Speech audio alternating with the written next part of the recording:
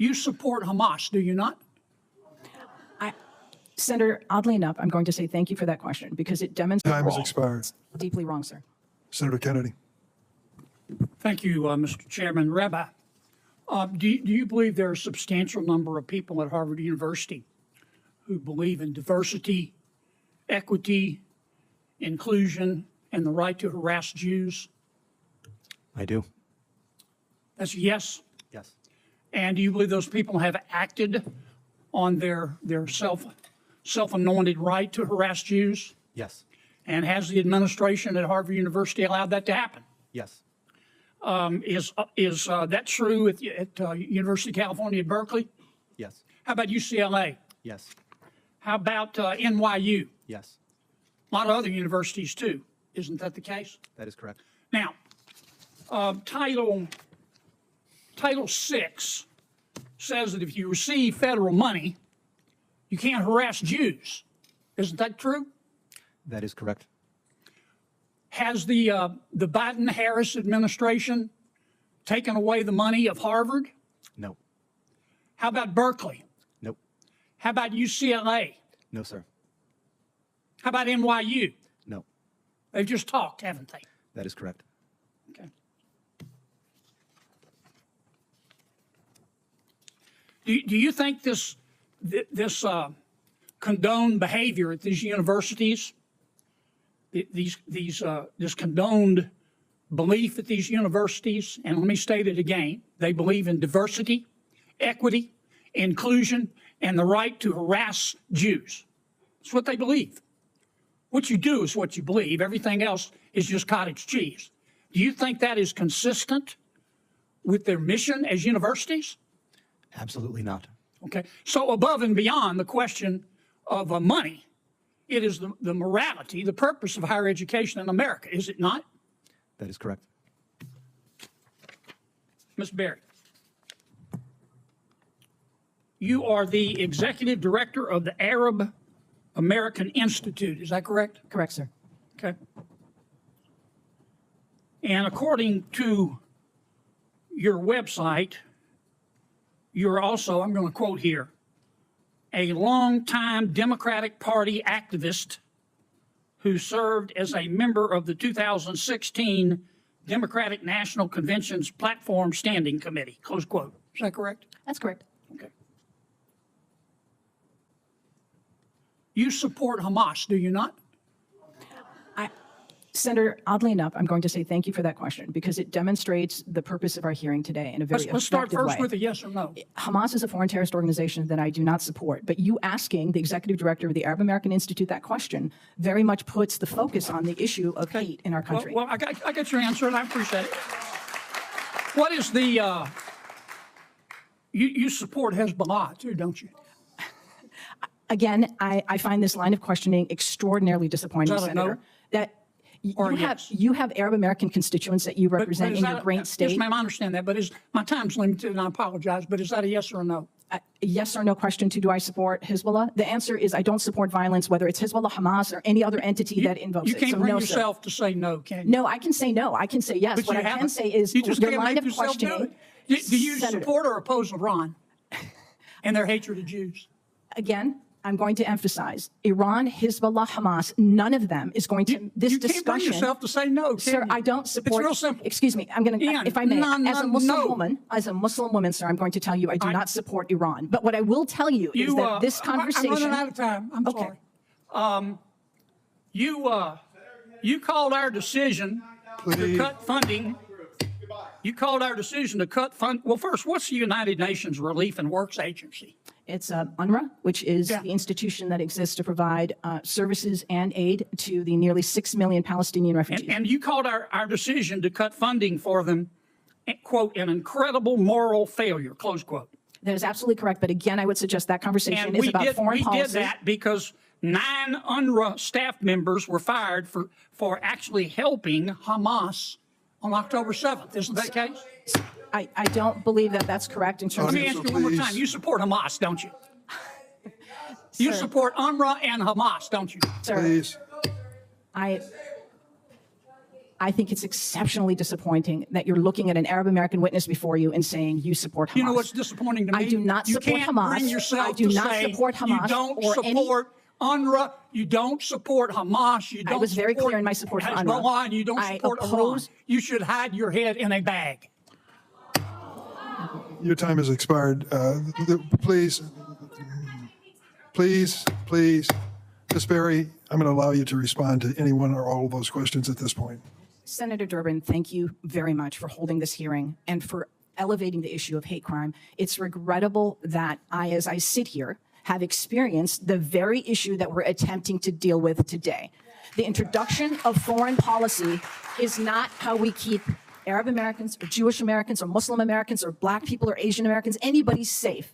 This has been regrettably a real disappointment, but very much an indication of the danger to our democratic institutions that we're in now. And I deeply regret that, and I do hope that my testimony today has been helpful to understanding the need to respond to hate.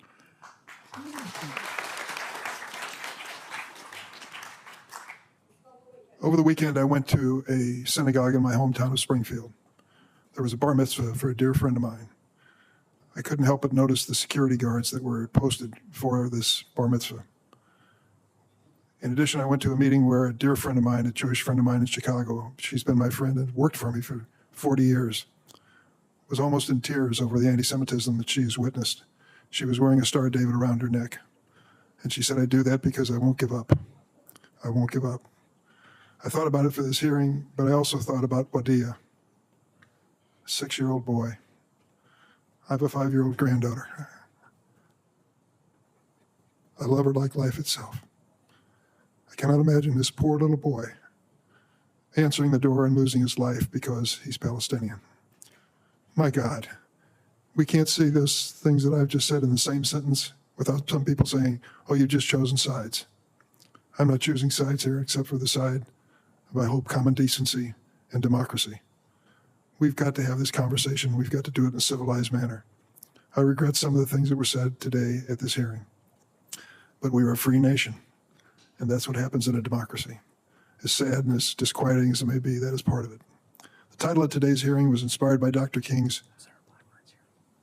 Oh, I'm sorry, I didn't see Senator Blackburn. I was just concluding. Senator, you're recognized. Thank you, Mr. What we just witnessed is not merely another tense exchange in a Senate hearing. What happened here was the raw, unfiltered collision between accusation and identity in the highest chamber of public accountability in the United States. Senator John Kennedy asked the executive director of the Arab American Institute, on the record, on camera, "You support Hamas, don't you?" The witness said no, immediately, unequivocally. The senator did not accept it. He pressed again, and again, and again. He asked the same question through different doors, different wordings, different pivots. The witness kept denying support for Hamas. The witness insisted that this line of questioning itself was the very danger the hearing was supposed to expose. The moment became bigger than the individuals at the table. It became a moment about the stakes of pluralism, trust, democracy, and the dangerous gravitational pull of simple accusation in a world where nuance now has no oxygen left. The tension in this room was not theatrical tension, it was existential tension, because at this exact moment the Senate Judiciary Committee was not debating statute, not dissecting complex case law, not clarifying regulatory implementation. It was challenging the legitimacy of identity itself, live, in real time, under the lights, inside the institution designed to restrain accusations until evidence is presented and due process is honored. Kennedy was not just asking a policy question. He was asking a question about allegiance. He was using the power of narrative accusation to test whether the witness could be morally disqualified by the audience before the witness could even finish the sentence defending themselves. And this is the part America must recognize. In the modern era of hearings, the accusation itself has become a tool of political power. Even when the witness denies it, even when the witness rejects it flatly, even when the witness clarifies repeatedly that they oppose violence, oppose Hamas, oppose Hezbollah, oppose Iran's hatred, the accusation becomes the spectacle. The accusation becomes the viral clip. The accusation becomes the moral sorting mechanism that bypasses evidence and replaces it with familiarity bias, tribal fear, identity suspicion. The witness said this moment itself was proof of the danger. The witness said this is exactly how hate reproduces. The witness said the fact that simply being an Arab American leader created the premise of the accusation was the precise wound the hearing was supposed to address. That is the thematic weight of this moment. The testimony itself became the demonstration of the very force the Senate was claiming to expose. And Senator Durbin stepped in at the end, not to erase the confrontation, but to widen the lens. He spoke about the violence of the moment behind the headlines. He spoke about the Jewish woman who refused to hide her Star of David necklace. He spoke about the Palestinian child murdered in America. He spoke about the bar mitzvah under guard. He spoke about his own fear that common decency is becoming impossible to speak without someone accusing you of choosing sides.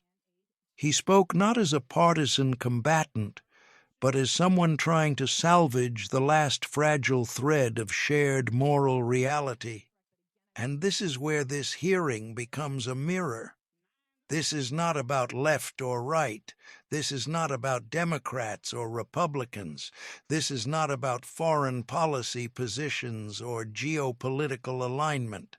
This is about whether this nation is still capable of debate that doesn't collapse instantly into existential suspicion of the person speaking. We are at a point where the American Senate is struggling to even maintain the boundary between policy argument and personal moral condemnation. This is not sustainable. Democracy does not require that we trust everyone. Democracy requires that we restrain the impulse to destroy the person before we engage the argument. If we lose the ability to separate disagreement from accusation, we lose the capacity to govern ourselves without fear devouring the center of our civic life. This hearing was a warning, because here, live, in the record of the United States Congress, we saw how quickly accusation becomes narrative, and how fragile identity becomes when power decides that denying the accusation is not enough. We saw how easily hearings can cease being about evidence, about law, about principle, about accountability, and become about the performance of moral certainty without the burden of proof. The health of a democracy is not measured by the volume of its accusations, but by the maturity of its restraint. Today was a test. And the discomfort in that room was not a failure of democracy. The discomfort was a signal flare, a warning, a call to return to something that once made American hearings the envy of the world, the refusal to collapse identity into guilt. This is the Congress Brief. Subscribe to the Congress Brief.